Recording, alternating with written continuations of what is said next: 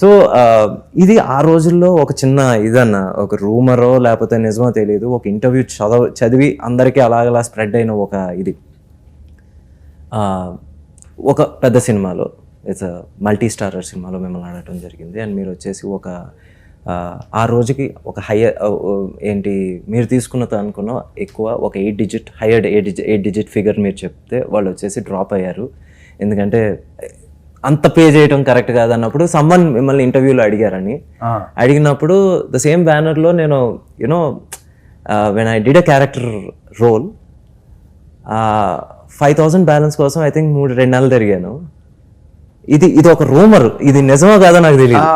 Actually question కరెక్ట్గా లేదు. 5,000 అది నాకు అర్థం కాదు. So basically the same banner came to you after you became a star. అచ్చా ఓ ముందు అదా ఇయర్స్ బ్యాక్ 2004-5 2-3 అదే కదా.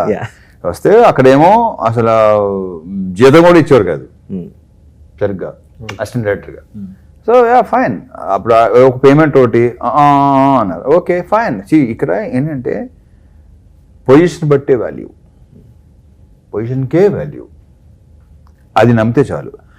ఇప్పుడు ఆ రోజు అలా చేశారు కదా, నువ్వు ఆ రోజు ఇలా చేసావు కదా అనేది అది నీ లాస్, అది నీ మూర్ఖత్వం, అది టోటలీ అది ఉండకూడదు, పెంచుకోకూడదు దాన్ని. ఓకే, బికాజ్ ఆ రోజు నీ పొజిషన్ అది కాబట్టి నేను ఎలా ట్రీట్ చేస్తారు, ఈ రోజు నీ పొజిషన్ కాబట్టి నేను ఎలా ట్రీట్ చేస్తారు, అది ఓపెన్ ఫ్యాక్ట్ అది.